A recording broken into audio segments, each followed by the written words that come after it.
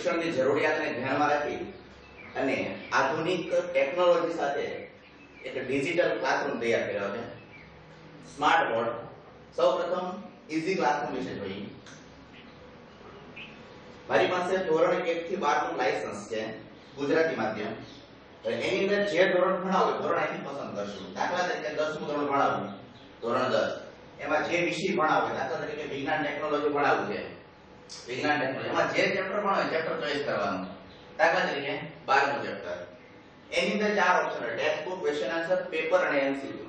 ધારો કે મારે ક્વેશ્ચન આન્સર ભણાવવા છે તો ક્વેશ્ચન આન્સર, પ્રોસેડ અને વ્યુફાઇલ. આખું બોર્ડ વાઈફાઈ છે, વાઈફાઈ થી આખું બોર્ડ એક્ટિવ થઈ ગયું. હવે આની અંદર એવી બધી સુવિધા છે કે ધારો કે મારે કોઈ વસ્તુ લખવી છે તો હું આની અંદરથી લખી શકું. દાખલા તરીકે આપણા માટે પોષણનું મહત્વ સમજાવો તો હાઇલાઇટ કરી શકો.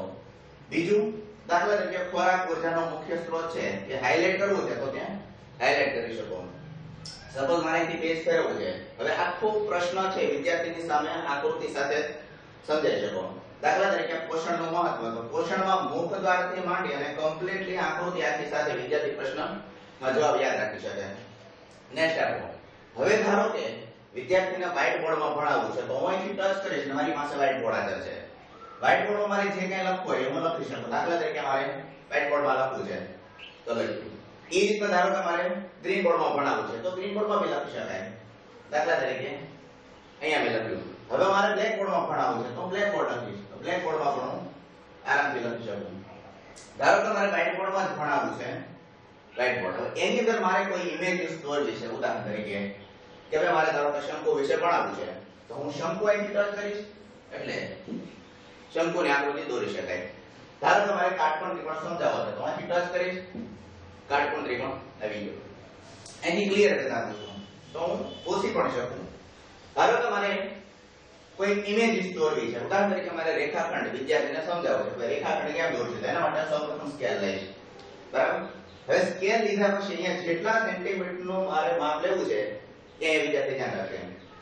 ધારો કે મારે અંદાજિત સપોઝ 5 સેન્ટીમીટરનું માપ લેવું છે. પેન્સિલ લઈ અને હું 0 થી ટ્રેક કરીશ, સ્કેલ નીચે લઈશ એટલે વિદ્યાર્થીને ખ્યાલ આવશે કે અહીંયા 5 સેન્ટીમીટર રેખાખંડ દોરો. હવે આ સ્કેલ 14 સેન્ટીમીટર છે. ધારો કે મારે મોટી કરવી છે તો અહીંથી ચોપણ કરી શકું. આને મારે ક્રોસમાં લેવી છે તો અહીંથી ક્રોસમાં બી લઈ શકું.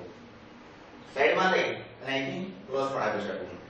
ધારો કે મારે એને રચના સમજાવવું છે તો હું અહીંથી સૌપ્રથમ પરિકર લઈશ. પરિકર લીધા પછી મારે કેટલા સેન્ટીમીટર વર્તુળ દોરવું એ અનુકૂળ ત્રિજ્યા લઈશ. સપોઝ અહીંથી પેન્સિલ લઈ અને હું ટ્રેક કરીશ, આ મારી પાસે વર્તુળ તૈયાર થઈ ગયું. એટલે આ વર્તુળને મારે જ્યાં ફેરવવું હોય ત્યાં આરામથી ફેરવી શકું, જે જગ્યાએ લેવું ત્યાં. બરાબર. અહીંથી હું ક્લિયર કરી રાખીશ. હવે ધારો કે મારે વિજ્ઞાન વિશે કોઈ આકૃતિ સમજાવી હોય તો હું અહીંથી કે મોબાઈલમાં સર્ચ કરીએ એમ આની અંદર સર્ચ કરવાનું હોય. સપોઝ મારે એને હૃદય વિશે ભણાવવું છે અથવા શરીરના કોઈ પણ અંગો વિશે ભણાવવું છે તો અહીં બાયોલોજીમાં જઈ અને બોડી વિશે સર્ચ કરીશ તો મોબાઈલમાં જેમ સર્ચ કરીએ આની અંદર ઓટોમેટિક બધી ઇમેજીસ આવી જાય. ધારો કે મારે હૃદય વિશે ભણાવવું છે તો હૃદયની આકૃતિ હું આ રીતના તૈયાર કરીશ. અહીંથી ઝૂમ કરી એટલે સેલિબ્રેટર વિદ્યાર્થી આરામથી હૃદયની આકૃતિને નિહાળી શકે. એ રીતના ધારો કે મારે એને હાથ પગના સાંધા વિશે ભણાવવું છે તો અહીંથી ક્લિયર થઈ રાખીશ.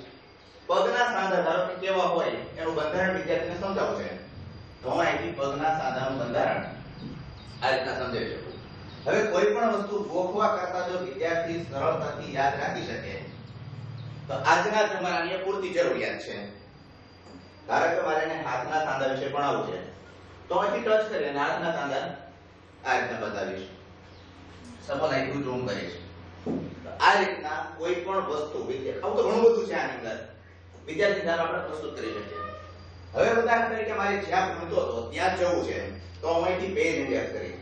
દાખલા તરીકે હું અહીંયા ટેક્સ્ટ બુક ભણાવતો હતો તો ટેક્સ્ટ બુક માટે ટચ કરીશ એટલે ઓટોમેટિક ટેક્સ્ટ બુક આવી ગઈ. આની અંદર પણ મારે ધારો કે એક એક મુદ્દો વિદ્યાર્થીને સમજાવવો છે તો એના માટે હું અહીંથી પડતો લઈશ. એટલે આખું કમ્પ્લીટ થઈ ગયું. હવે એક એક મુદ્દા ઉપર જવું છે તો અહીંથી એક એક મુદ્દા ઉપર વિદ્યાર્થીને લઈ જજો. સૌપ્રથમ આપણે સોશિયલ વિશે ભણશું. સોશિયલ વિશે માહિતી આપ્યા પછી ધારો કે આપણે પરિવહન વિશે ભણશું. તો આ રીતના આખું સ્ટેપ બાય સ્ટેપ ભણાવવું હોય એના માટે સ્માર્ટફોન ઉપયોગી છે. આવું તો આની અંદર ઘણું બધું છે. ધારો કે મને અહીંથી આપેલ ઉપર લઈ જાવ તો ઉપર લઈ શકું, અહીંયા કાંઈ બી વર્ક કરવું છે તો વર્ક પણ કરી શકું, બરાબર.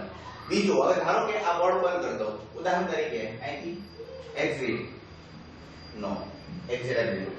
હવે ધારો કે મારે બ્રહ્માંડ વિશે વિદ્યાર્થીને ભણાવવું છે, ઓડિયો વિડિયો ભણાવવું છે, તો ઓડિયો વિડિયોની સુવિધા આની અંદર છે.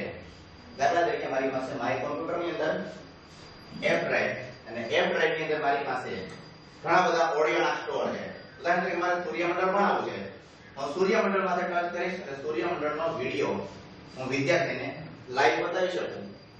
આપણું સૂર્યમંડળ આ રીતના હવાને કારણે તેના પર બાષ્પ સ્વરૂપે સોડિયમ અને પોટેશિયમનું ખૂબ પાતળું વાતાવરણ છે. નહીવત વાતાવરણ. આવું તો ઘણું બધું છે. ધારો કે મારે કોઈ ફાઇલ એની પાસે પહોંચાડવી છે, દાખલા તરીકે મારી પાસે એનો સ્ટોર છે કે હવે મારે વિદ્યાર્થીને દાખલા તરીકે પ્રશ્નોત્તરી કરાવી છે, તો પ્રશ્નોત્તરી પીડીએફ ફાઇલ પહોંચાડવી છે. અહીંથી હું પ્રશ્નો ઝૂમ કરી શકું, એટલે સહેલી બેન્ચે બેઠેલો વિદ્યાર્થી આરામથી પ્રશ્નો બધા રીડ કરશે. આ રીતના જે પ્રશ્ન વાંચવો એ પ્રશ્ન આરામથી વાંચી શકે. આવું તો ઘણું બધું આ બોર્ડની અંદર છે. અહીંયા પ્રસ્તુત છે આખો સ્માર્ટ બોર્ડનો video from Ghanshyamji Nandva, MK techno science school Talaja. ધન્યવાદ.